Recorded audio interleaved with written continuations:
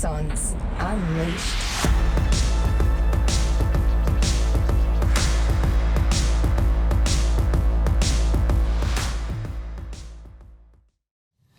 Hey, morning everyone. My name's Robbie and I've actually got a bit of a change in the office here today. So I'm not joined with my regular sort of co-host. I'm here with the wonderful Jane, who's our build support manager.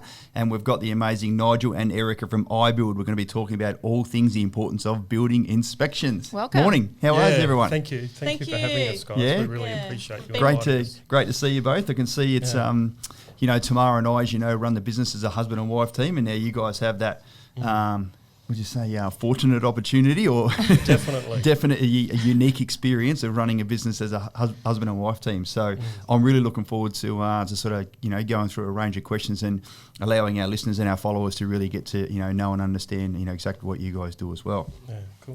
So there's going to be a great little episode today. I guess Jane, you and I would agree that no doubt one of the biggest risks that people face when they're going through a build project, there's 10,000 or so micro components that go into building a house. Yeah. There's an awesome little frame by frame video that we show our clients about, there's this many meters of wood, there's this many meters of tiles, there's this many tons of bricks that go into building a house.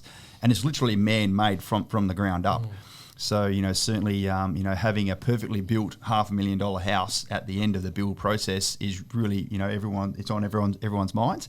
And, certainly in the name of risk management, we want to make sure that an independent building inspector that has no formal relationship with the builder, as opposed to just going in there and literally looking as a fresh set of eyes over everything. And that's exactly what you guys do. Yeah. So thousands of man hours too, Robbie. Yeah, that's no doubt. Involved in that building. Very too. true. Yeah, absolutely. And as we were sort of just speaking off air quickly, Jane, your husband, the great man Jeffrey, he's a site supervisor for one of our builders. And Erica, what did you say straight away? Totally relate. No, but you also said he's a very good one. Yes, did you not? Yes. Yeah, he's a great supervisor. Yeah. It's a very tough job. That whole skin in the game principle, because we, Jane and I, get to read the reports that you guys do on houses that Jeff builds. I can assure you, if he's dropping the ball, Jeffrey gets some feedback at night time from Jane. He absolutely does. And he knows it too. They all have a bit of healthy competition too. Which is good. And that's what it is. It's just healthy competition. Yeah. And it's actually good for a builder to have that with their supervisors, because it's not showing anyone up. Yeah. It's just taking pride in what you do. Yeah, absolutely. And they have a bit of fun with it too. Oh, definitely, yeah. Bit of a ribbing here Pride and and there. integrity for sure. Yeah. It is by far the biggest risk that we, as a firm that educates, coaches and guidance our clients across the whole process. So season 2 has been all about speaking to the mortgage broker, speaking to the accountant, speaking to the financial planner, speaking to the solicitor, speaking to the property manager, speaking to the insurance guy. Now here we are speaking about building inspections. If we introduce our client to a builder who goes under halfway through the build, or does a shit job at the end of the build, or goes way over time, they're in bloody liquidated damages territory, no matter how good the coaching was, no matter how good the property acquisition was, no matter how if the property's gone up in value, that client's going to have a bad taste in their mouth because they're going, Axon put us in touch with a builder and they did a shit job, and the likelihood of us using Axon and that builder again is going to be diminished a lot. So it doesn't keep me up at night anymore, because we've really, really focused in on whittling down the quality of the builders that we use. And certainly I'm going to seek your feedback today on what you think, because you're the ones that you see the properties day in, day out. Yeah, that's right. When the builder puts their hand up and says, we've now finished what we think's the great job, third party inspector comes in, check, basically give us the red pen over it all. That's ultimately the test. And some of the building inspections recently have come back in with 2, 3, 4 4 little tiny defects on them, which is absolutely phenomenal. And that's all they are too, Robbie. When I put down a minor defect, it's something that you can see from that 1.5 metres away, but any further away you can't. Yeah, that's really. right. So, perfect. We're being very particular about what we do, and it's that consistency as well that's really important. And we absolutely love that about you guys. It's very clear to me that this is you guys now living your best life. You're very, very passionate. Absolutely. It might be a good little segue. So Nigel, why don't you start us off? Tell us about your background. Where have you come from and everything? I spent 30 years in the building industry, mostly in residential housing, working for some of the big corporate companies like Mirvac, in site manager roles, project manager roles, and maintenance roles as well. Right. So for me, from my point of view, I don't just look at what's being built, I look at the future of the build as well. Great. So 12 months down the track, 5 years down the track. So if there's anything that the builder, are fixing, for instance, like we were talking about this morning, gold screws on the external. Yeah, you don't like that one very much. No, I don't. And I've seen There's those. a reason. I've seen Why would those they do gold- that? Tell us about that quickly. Well, it's just, the plumber or the electrician has those screws in his box, and that's what he uses to fix the regulator to the wall or whatever it is. And these guys often don't come back 12 months later or 2 years later, so they don't see the outcome.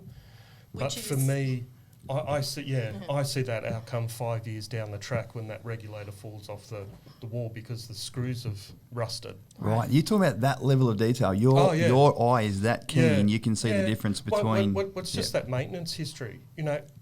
The builder doesn't want to go back to the house. So the only way to avoid that is by, doing the right thing in the first place. Getting it right the first time. Yeah, it's not hard. Even just using the right fixings for me is... And I'm not having a crack at the builder. I'm just wanting the builder not to come back to that house. Yep. Yep. You are very supportive of the builders. Like I'm a builder. Sorry to interrupt, but No, go. I'm a builder myself, and I just, we've built our own homes as well, and we're really passionate about what we do, and it's just time consuming. You've got to concentrate on the build, not coming back later on and rectifying things that you should have done during the build. Can I just add too, sometimes, a small gold screw can be quite a complex issue a couple of years down the track. When Sure. you've got tenants or owners, you're trying to gain access, it's rusted through and it's become expensive to fix, you're sending trades back to try and fix it. So a little gold screw can be something quite major down the road. And I did have a builder prior to Christmas. He wanted to meet me on site, not one of your builders, but he was complaining about the gold screws, and he actually grabbed the regulator and sort of, gave it a bit of a pull, and it actually came off the wall. Oh, gosh. And then he realised. There you go, champ. Okay. So I'm not making things up. I just see what I see, and I'd just like to ensure that the builder's got an opportunity to do the right thing and make sure they're not coming back. Yep. And certainly I've seen when you guys provide your reports, and we'll get into the devil in the detail shortly, in the awesome little software, very efficient. You were saying yesterday, within an hour of doing the inspection, the report is out, and that is Within minutes phenomenal. It's so sometimes, good, good. But I mean, I see that it's not just your opinion about whether something's right or wrong. You've got to quote the Australian standard and the reference every single time, which I just find phenomenal. Australian Take photos. standards are very important. To the building code. Erica, what about you? Tell us about your sort of background. So I worked in vocational education for a very long time, and I worked with teaching faculties to develop strategies for reasonable adjustment in curriculum for learners that may need different ways of learning to support their learning and then go on and get careers and be qualified. So that's where I sort of came in, where Nigel had all this wonderful building experience and knowledge, and was really frustrated with, someone walking on the job at the end of the building process and picking the build to bits who maybe wasn't qualified to do so. In a negative way too. And present reports in a really negative way. And so I sort of came in with user-friendly format knowledge and plain English version and imagery, and we used to use a lot of adaptive technology in our learning, in the classroom. So that's where I sort of came in, and we amalgamated our skill sets and started working on the software. You know what? I'm 48. How old are you guys, may I ask? 54? Right. I was just about to say. Do I have to say? No.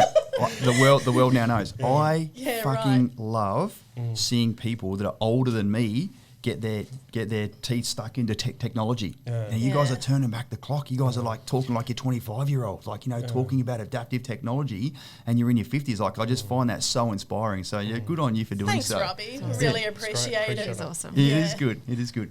Hey, so Jane, I remember it would have been maybe mid last year. One of the building inspectors that we'd been using for quite a while Long time. was retiring. You know, he was getting to his early 60s, and he's like, I don't want to fucking do this anymore. Yeah. He didn't exactly say that to me, but that's probably what he was thinking. So of course, you and I what his wife said. had a bit of an I issue. think We're he'd like, had enough. The last time I saw him, he yeah, definitely and a was great had man enough. too. A great man, by the he way. is. Great. You know, similar to you guys, been doing it for many, many years, and just that really, really keen eye for detail, like the ultimate professional. And certainly when, like the case is with you guys now, when someone from iBuild goes and does an inspection of the house, the builder doesn't roll their eyes. They're like, oh, you know, what's this bloody buffet going to pick up on? It's almost like from a military perspective, they click their heels together, they salute and go, all right, sir, welcome to the house, and please go and now do the inspection for me, which is really, really cool. Right. And I think that's what they need to do too. 100%. So, of course, you know, Jane and I and Dan, the ops manager, we're like, we now need to try and find another awesome building inspector. We're not going to compromise on quality. We're now used to this sort of super high level that we had from the other guy. And I do believe it was Erica that one of the builders that you guys were using said, you know, maybe mentioned our name, that Axon was looking for another building inspector. That's correct. Yeah. It was actually Fortitude Homes, and Paula wanted to introduce us to you guys, and Yep. and that's how the relationship began. I think And it was did you Jane know Paula as well? I know Paula from a Yeah. former life. We used to work together at a different building company. Yes. So I've known Paula for many, many years. There you go. I say this with the greatest of love, like the little, you know, incestuous community. crew, the community. Yeah. That's a better way of putting it. Yeah. Like the Networking. community crew of Yeah. like who's been around in the building industry. Because Yeah. you know, Jane's very well known. You've been building houses long before you come along Axon. Yep. To Axon. So you know, your network and who you know in the overall community is very, very valuable. So yeah, it was a great opportunity. You know, Nigel, I remember you and I having a couple great of discussion, conversations on the phone. I said, Yeah. righto, buddy, That's good. this is what expectations are. Yeah. Yeah. These are our clients. We work extremely hard to find them. We coach them. We guide them. They're educated. They're no bullshit. They're very good communicators. They're highly organised. They're all in the military or veterans. And actually, Nigel's response to that was, "Oh, thank God, that's perfect, amazing. I really want to work with you guys. Like you And were then so that good was about my that." response as well, Yeah. actually, when Nigel got off the phone. Yeah. Like, ching, ching, Yeah, yeah. But These it's guys are great, you But know. it's good, you know, and Yeah. we're very, very proud. Like even last year, we had 142 expressions of interest got submitted. Wow, that's Guess how fabulous. many didn't go through? None. 140. Well, we're not that good. Come on. We had eight Oh, that's didn't go good. through, and this is in the height of COVID. Yeah. 4 of them have now rolled over into this year Yeah. because there was a change of work circumstances in the family, and the other 4 very well-meaning but ill-informed family and friends got involved, and they decided to go and do their own thing. Sure. Now, as you guys know, from a completion and a conversion perspective, that is top It is notch. fabulous, That's yeah. no one else in our Especially space during can do COVID. that.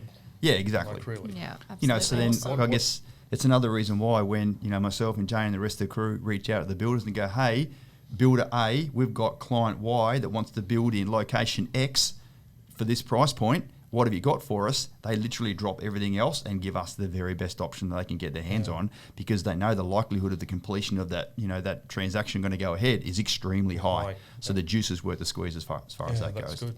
That's great. What about how did you make the transition from building, you know, being a builder and part of the Master Builders Association into like doing building inspections? I know you guys touched on the type and quality of reports before. Tell us about that. For me, it was just years on the building site, you know, building houses and seeing the quality of the reports coming in, and a lot of the reports, you know, I saw were very, you know, verbose and over needed, if you know what I mean. There's lots of pages with not useless information, but something that for a PC inspection, a practical completion inspection, the owner wouldn't be terribly interested in. Right. So we set about.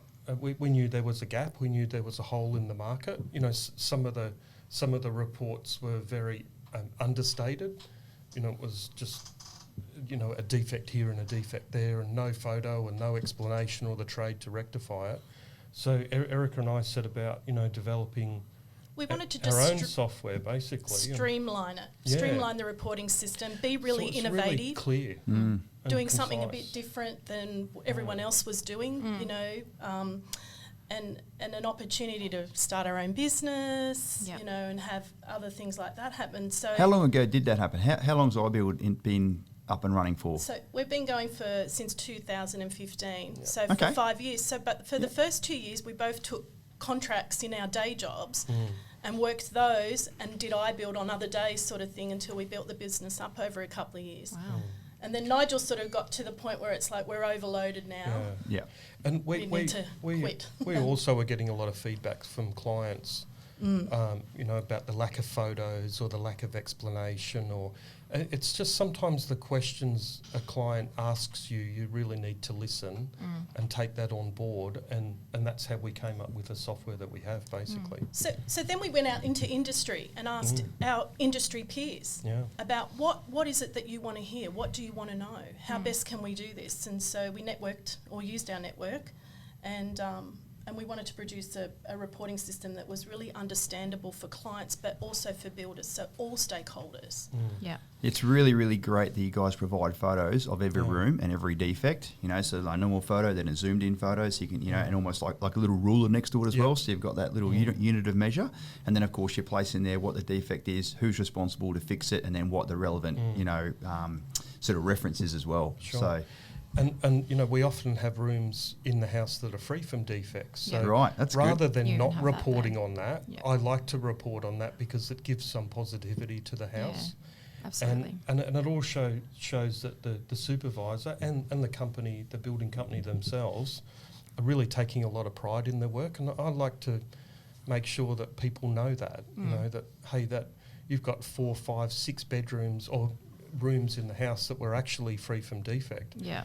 But it's important for us also because when we come back to the 12-month builder's warranty inspection, I go back to those reports and look at those initial reports and I can comment, based on that initial report. So that those reports themselves are like an owner's manual for us. That was the other thing that, if the owner wanted to sell the house down the track, then they'd have 2 or 3 reports basically that they could sell with the house. Hey, these are the inspection reports that were done on the house. This is the 12-month builder's warranty inspection that was done on the house.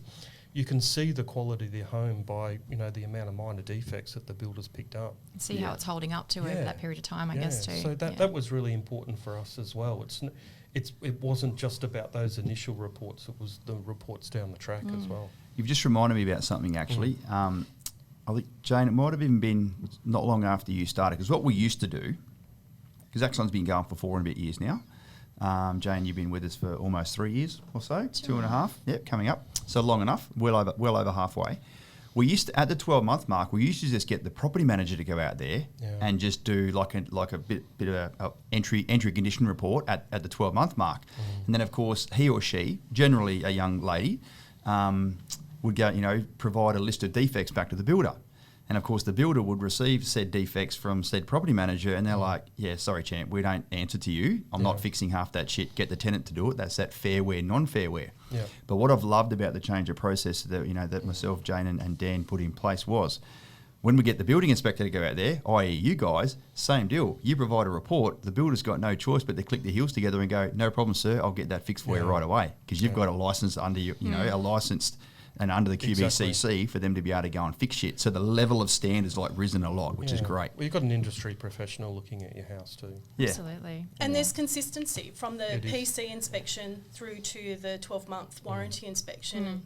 And again, it's a little bit like a car service manual that you can on-sell with your house. Yeah. And you guys are completely third-party impartial as well, so that's Exactly. Definitely. Exactly. Totally independent. Yeah. Let's talk about that for a second. So, Jane, sorry, question without warning. I love doing this to you. Couple of things. When you sort of get to that point along the build process, we're like, okay, the property's starting to approach practical completion now. Please be reminded, Mr. and Mrs. Owner, that it's not full completion, it's practical completion. So I'll seek your feedback on what your definition of practical completion is. And then, Nigel, Erica, let's just sort of see how close our interpretation is to that. But how does the client, what's generally the client's feedback there, Jane, when, like, hey, good news, we're sort of reaching the end of the build, which is great. Tenants are going to start to be found, but we just need to make sure that third-party inspection is going to occur. So we always explain to them there will be defects at the property that's not ready for handover. So there's a big difference between PC and handover. So that's the first thing. Now, practical completion to me, the terminology is reasonably habitable, and that everything's complete as per the contract. So even with all of our builders, landscaping's included in that, everything. So there could be a couple of minor emissions. There might be something toilet handled not installed or something like that. But yeah, pretty much everything's complete, but just some defects, which is why we get you guys out. So, and to have you guys out and the builders that we do work with are that in tune with our process and what our expectation is, that we don't want to send you guys out and have 38 pages with 600 defects. We want to have, you know, a photo of each room saying free from defects, you know, and we don't see that very often because it's a handmade product like you touched on before, Robbie. But yeah, we do. That's our expectation. We only want a few defects there. It's almost like giving the builder the space to let the tradies do their work, let the site supervisor do his sort of check over. If the construction manager goes out there, and then the builder puts his hand up and say, it's now ready for a third party inspection.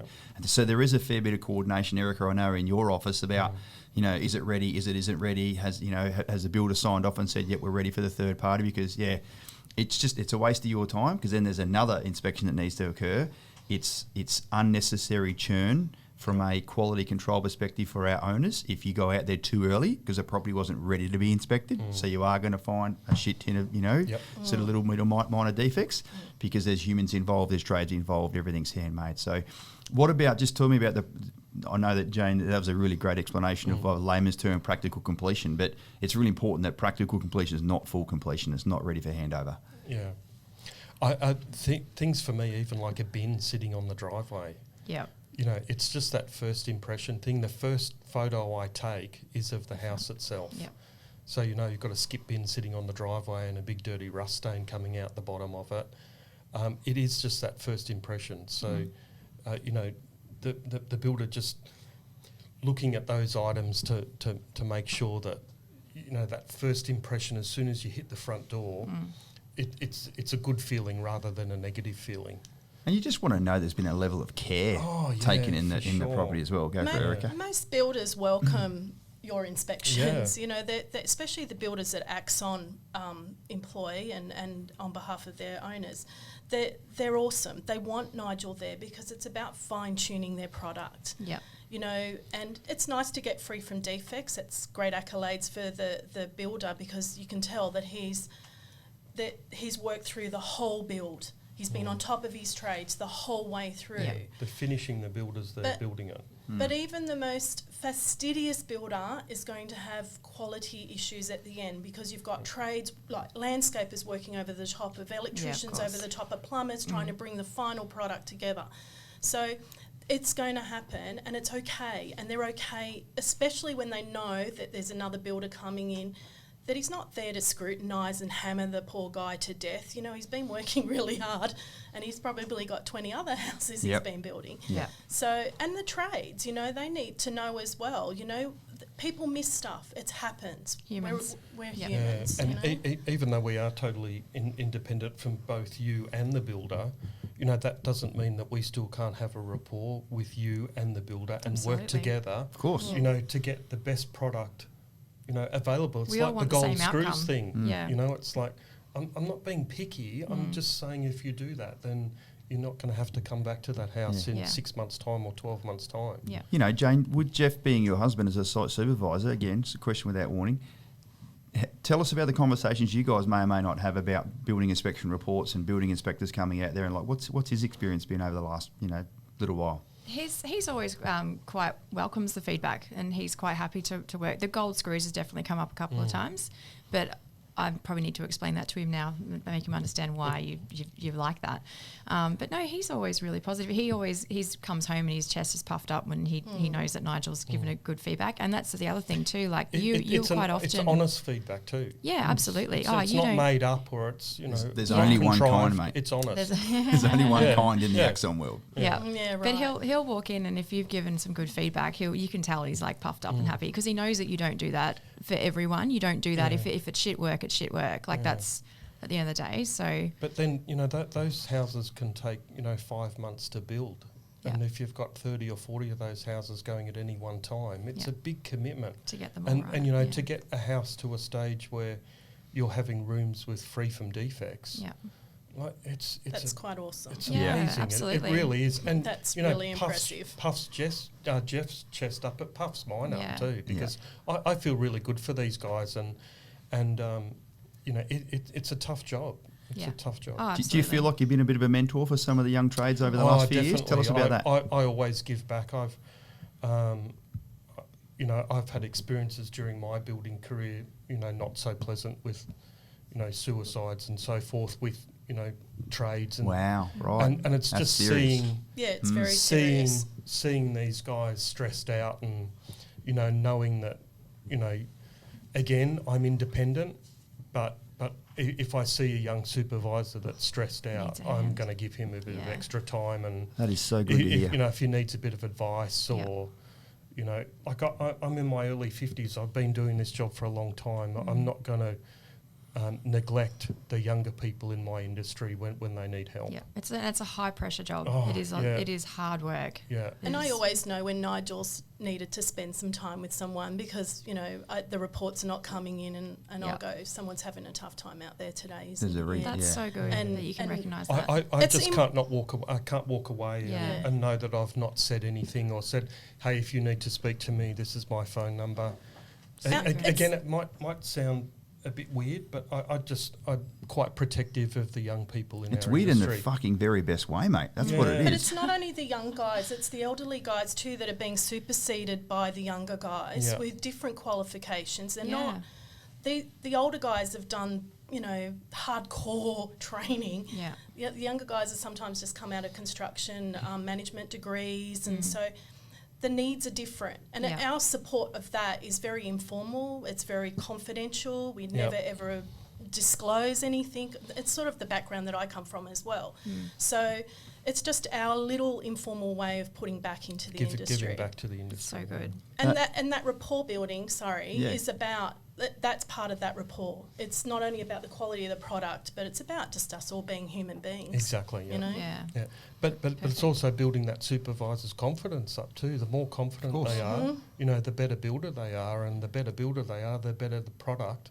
Yeah. The client's going to get at the end of the day. Absolutely. It's definitely not something I'm very good at, but it's feedback is all about the delivery. Yeah. And if you know, like what you're saying to someone comes from a place of love and care and development and firm but fair feedback, where we're not cutting any corners, but it's for the greater good of you growing as an individual and taking on that constructive feedback. If you're taking that on yourself, mate, I'm just, bloody props to you, mate. That's so good to hear. We sort of do that day in, day out. It'd be so good just to be that dickhead building inspector. Like it's too easy to be like that, and I'm sure you've seen them. Of them out there. Well, you don't need to be like that. You're in an industry with a high suicide rate, and young people and older people need to. If you're able to help someone in your industry, you just need to do that. Yeah, amen. For sure. Mate, totally so agree. good. Let's talk about the regulatory authority, the QBCC, because we're here in Southeast Queensland. You guys are, looking at houses in Southeast Queensland for us. So the Queensland Building and Construction Commission, it's almost like the ASIC or the ATO or the APRA sort of regulator of the, the finances and tax and money world. Just sort of, tell us about your experiences with them and like how does that sort of fit in with the Master Builders Association, et cetera, et cetera. So so they're primarily the licensing board for trades and builders and so forth. So they're really on top of what they do. They're also the regulatory body. For the building industry. For the building industry. Would you say so? Certainly, each state has got its own, construction commission. Definitely. And I guess what my experience has been anyway. So, every 6 weeks ago or so, Today, Tonight or A Current Affair run another story with another young family standing out the front with their arms crossed with a half built house. Yeah. And I've got to say, from what I can see anyway, the majority of those cases are not in Queensland. They're down in New South Wales and Victoria, where from what I've observed anyway, the QBCC certainly is a much. It's not a toothless tiger.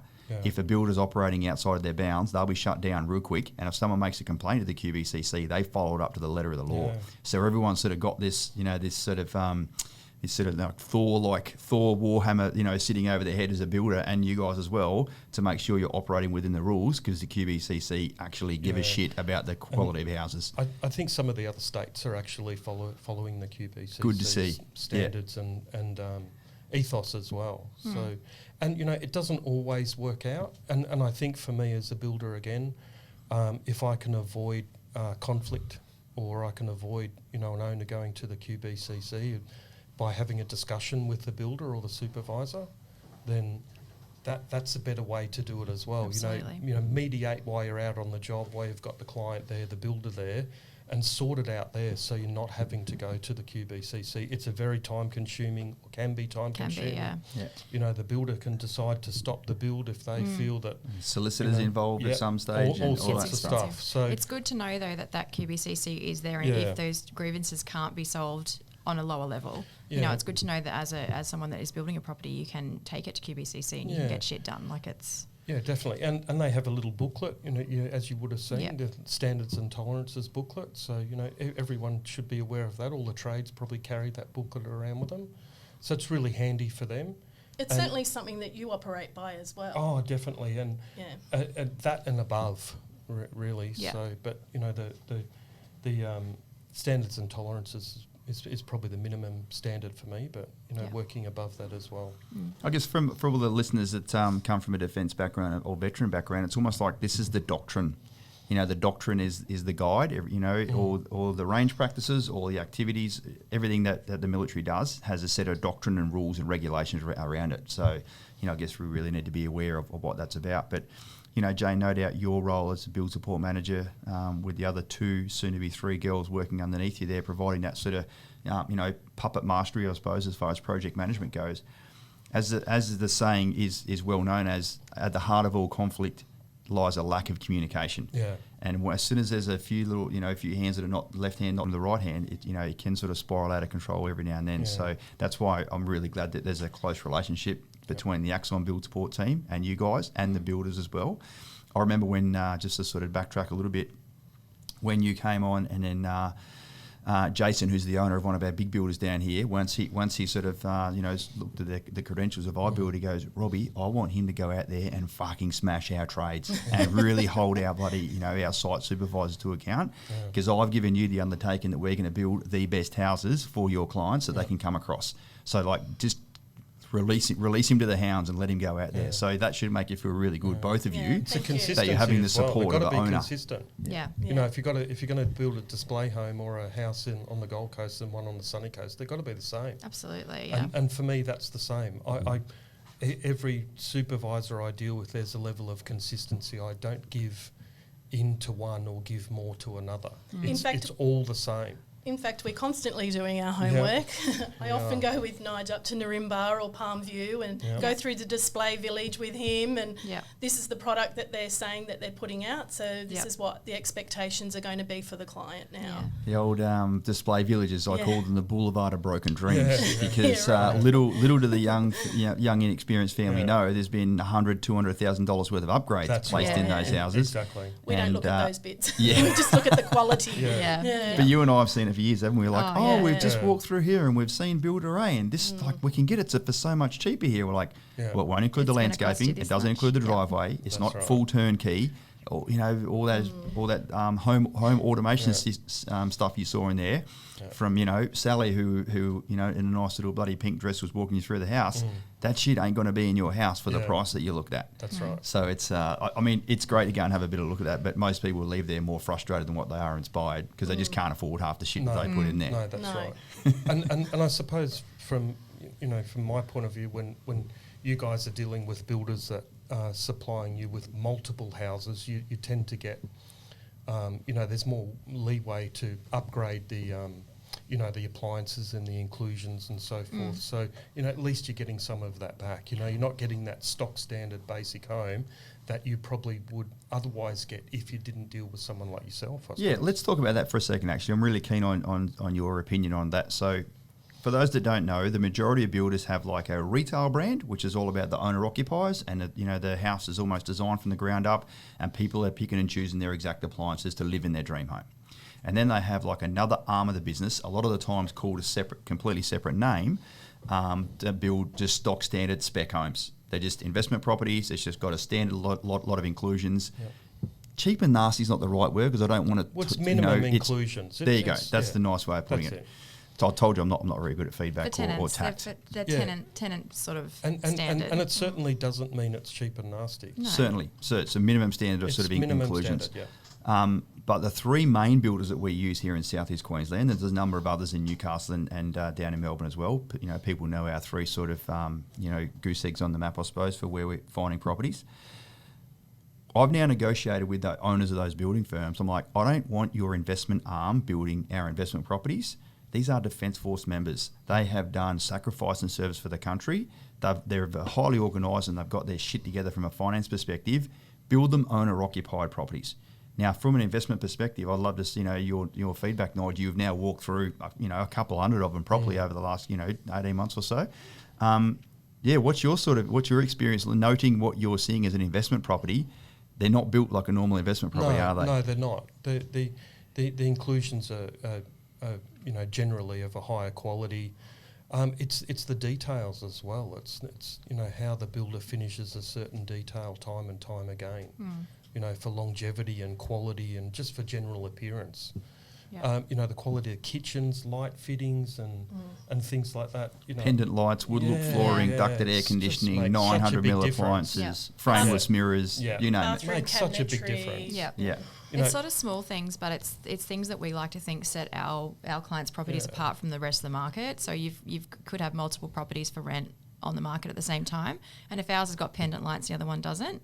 It just sets it apart a little bit, don't you think? But I sort of think it's a house that I could live in myself. Yeah. That I'd be happy with the inclusions and. Yep. We have lots of clients that get like their envy. They want to move into their own house. I'm totally not surprised by that. They're like, what do you think of your investment? Investment money making house you've built? They're like, I want to move in. Yeah, that's right. I hear that all you the can't. time. The tenant's got to move in. I get that all the time. Yeah. I think we've had that when we've met out on site together and there's a client. And I've often commented, wow, this is a really nice estate. This is a really nice home. I could live here. Yeah. Our little That's what we like to hear. Even though from a raw and real perspective, like let's make no bones about it, we coach our clients that are not building their own home, just investment properties.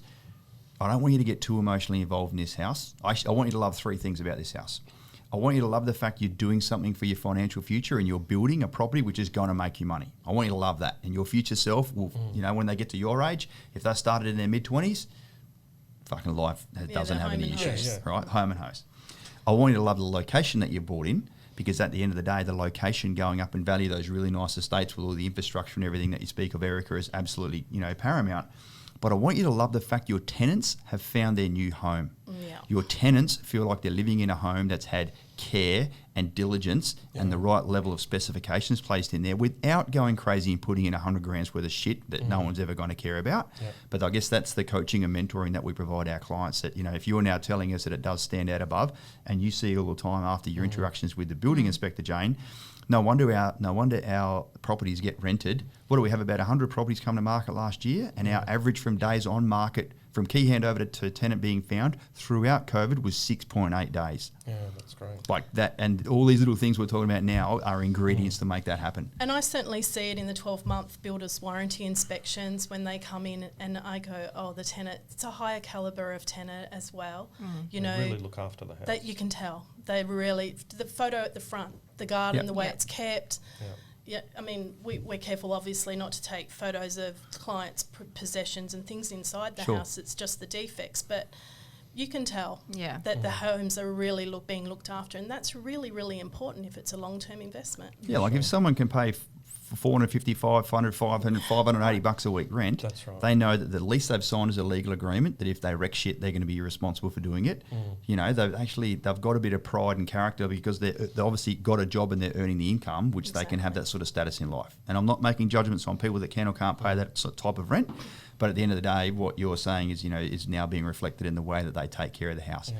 There's a range of other little strategies that we put forward with our clients about, like I said before, it's easy to be that dickhead building inspector. It's also easy to be that dickhead landlord. Yeah. And none of our owners, would you agree, Jane, are dickhead landlords. Nope. They care the fact that there's another human in there now paying the mortgage for them. They want to show them that they care by doing a sort of couple of little things for them because, at the end of the day, they want that other family to be grateful that they're living in their home, and then they can hold on to it forever, and then it goes up in value, and then they're home and host. And one of the things that Nigel always does too is ask the tenant, is there anything about the home that you think we need to know about? Because you're living in it, and it's about respecting them as the tenant as well. So that often comes through in the report. Tenant, identified that, the toilet holder was broken. Yeah. But the fact that they're not identifying things is a good thing too, because it tells that the products that are being used are long distance products. Yeah. And especially things like ceiling fans and light fittings and toilet roll holders and things like that. If it just go up a little bit in the quality and get that, better fixing and so forth, the builder's not going to be coming back to rectify those items. So for me, I look at it from that point of view. Yeah, there might be a couple of minor items, but the fact that there's not is a good thing as well. Yeah, so and great it to just hear. shows that the builder has also done a really good job of building the house. You can also tell when we drive into the estates, the way the properties are kept, the neighbourhood, the parklands are beautiful. Yeah. It's a whole living environment. Definitely. There would be easily another 1,000 properties across southeast Queensland that we could find and flog off, quite frankly, to our clients. But the fact that we don't, we stick to our guns. We only go to the premium estates. If that means we've got to wait 6 months for the next land release, we fucking wait 6 months because that's going to give the best outcome for the client. It's using those premium builders too is really Of course, important. that's the next step down. So yeah, have to be doing that for sure. I'm so happy that we had this chat today. Yeah, is there anything else as we sort of wrap it up? I guess you provided some amazing feedback. You've certainly demonstrated your own expertise and your own passion and your own. You guys are living your own best life now. We are so proud to have you as part of the wider Axon family. I know. Likewise, yeah. I love working with you Jane guys. and her team work, literally speak to both of you every single day because it's almost feel like it's every week we've certainly got a property or two which is being handed over. Great, yeah. So if you're really busy, sorry, but not sorry. Oh, no, we love How it. are you guys feeling? Yeah. I really appreciate the proficiency of the Axon team, and the communication is always awesome. Nothing's too much. If we have a problem, we contact Jane or or Robbie, really and things are resolved quickly. If someone's ringing me, there's an issue. Yeah. That's very, very rare. Right. But it's, the partnership is good, and, we really appreciate that. It's awesome to work with professionals, in this industry. It's really looking great. at moving forward, great future, really for Southeast Queensland. It's just amazing. Yeah. What a great place to live, Yeah. and have a property. Yeah. Really. Well, I started the business and wanted to call it Axon Property Group, because I guess there's a group of businesses that we all use ourselves, and For you sure. guys have now inspected houses of Axon, employees as well, as you will inspect the house for tomorrow night once it finishes being built in about 12 months' time. So I guess, we can't put any more skin in the game than actually use you guys as part of our own individual portfolios. Sure. And certainly, you guys are very, very firmly part of the Axon group now, and we don't want you to go anywhere. Yeah, We appreciate that. Yeah, Please don't leave so us. much. Oh, we won't be doing that. Thanks, Jane, for joining us. Thank you. I appreciate it. Thanks, Robbie. Thanks very Jane. much. Thank iBuild. you. All Thank right. you for having us. Yeah, thanks Thanks, for having guys. us. It's been great. See you next time. Thanks, really everyone. appreciate Bye. it. Bye. Hey, thanks for tuning into today's podcast. If you enjoyed listening, make sure you give us a 5-star rating, hit subscribe so you'll be first in line to get it in your inbox every week on a Tuesday. Whilst you're at it, open up your favourite social media app, be that Facebook, Instagram, LinkedIn and YouTube, and connect with Axon Property Group. This is where you'll see us every day sharing the secrets of creating multi-million-dollar property portfolios and performing to the highest levels of your life. You'll get exclusive behind-the-scenes access to what it really takes to build a life that you love. You'll also discover how to secure your financial future as an ADF member or veteran, and I assure you your future self will love you for it. Thanks again for listening, and that's a wrap.